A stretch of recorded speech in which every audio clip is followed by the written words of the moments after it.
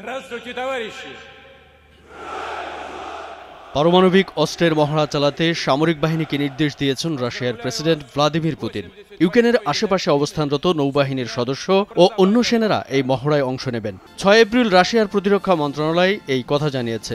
অবশ্য ইউক্রেন সংঘাত শুরু হওয়ার পর থেকেই পারমাণবিক অস্ত্রের ব্যবহার নিয়ে হুমকি ধমকি দিয়ে আসছেন পুতিন। ফেব্রুয়ারিতে জাতির উদ্দেশ্যে দেওয়া ভাষণে পারমাণবিক যুদ্ধের বাস্তব ঝুঁকির বিষয়ে হুঁশিয়ারি উচ্চারণ করেছিলেন তিনি। এদিকে ইউক্রেনে হামলা চলাকালে পারমাণবিক অস্ত্রের ব্যবহার নিয়ে ক্রেমলিনের হুমকিতে পশ্চিমা নেতারা ক্রমেই উদ্বিগ্ন হয়ে পড়েছেন। পুতিন বক্তৃতা বিবৃতিতে রাশিয়ার পারমাণবিক অস্ত্র ব্যবহারের নীতির বিষয়টি বারবার সামনে আনছেন। পারমাণবিক অস্ত্রের পরীক্ষা নিষিদ্ধে সই হওয়া একটি আন্তর্জাতিক চুক্তি থেকেও গত বছর সরে আসে রাশিয়া। তবে এবার এমন এক সময় এই হুমকি দিলেন যখন পুতিন পঞ্চমবারের মতো ক্ষমতার অভিষেক হতে যাচ্ছে। রুশ প্রেসিডেন্ট ভ্লাদিমির পুতিন 7 এপ্রিল একটি জমকালো অভিষেক অনুষ্ঠানে আগের চেয়ে বেশি শক্তি নিয়ে রেকর্ড ভেঙে পঞ্চম মেয়াদে যাত্রা শুরু করেছেন। এদিন তিনি রুশদের বিজয় প্রদানের প্রতিশ্রুতি দিয়েছেন। তিনি অবশ্য স্বীকার করেছেন রাশিয়া একটি কঠিন সময়ের মধ্য দিয়ে যাচ্ছে, যা পশ্চিমাদের নিষেধাজ্ঞা কর্মকাণ্ডের কারণেই তৈরি হয়েছে। 2 বছরেরও বেশি আগে ইউক্রেনে যুদ্ধ শুরুর জন্য মস্কোর উপর এগুলো আরোপ করা হয়।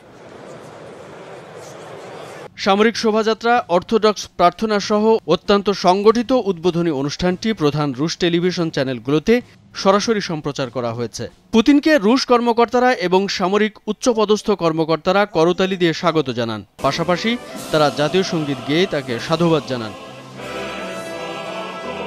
71 বছর বয়সী এই ক্রেমলিন প্রধান শতাব্দীর শুরু থেকে রাশিয়া শাসন করেছেন। কোনো বিরোধিতা ছাড়াই প্রেসিডেন্ট নির্বাচনে জয়ী হয়ে মার্চ মাসে নতুন করে 6 বছরের ম্যান্ডেট অর্জন করেছেন তিনি। রুশ নেতা কার্যালয়ে শপথ নেওয়ার পর বলেন, আমরা একটি ঐক্যবদ্ধ ও মহান জাতি। আমরা একসঙ্গে সব বাধা অতিক্রম করব। আমরা যা পরিকল্পনা করেছি তা উপলব্ধি করব এবং আমরা একসঙ্গেই জয়ী হব। ইউক্রেন প্রসঙ্গে পুতিন বলেন, তার বাহিনী ইউক্রেনে বিজয়ী হবে। তার মতে রাশিয়া মর্যাদার সঙ্গে আবির্ভূত হবে, আরও শক্তিশালী হবে। তবে অধিকাংশ আন্তর্জাতিক পর্যবেক্ষক এর সমালোচনা করেছেন। বিরোধী ও অধিকার গোষ্ঠীগুলো কারচুপির অভিযোগ এনে নির্বাচনকে প্রত্যাখ্যান করেছিল।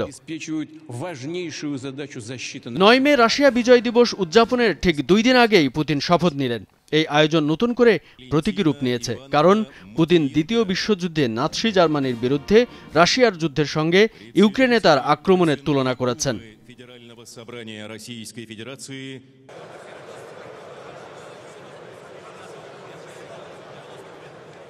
কামরুজ্জামান আরিফ, ভোরের কাগজ।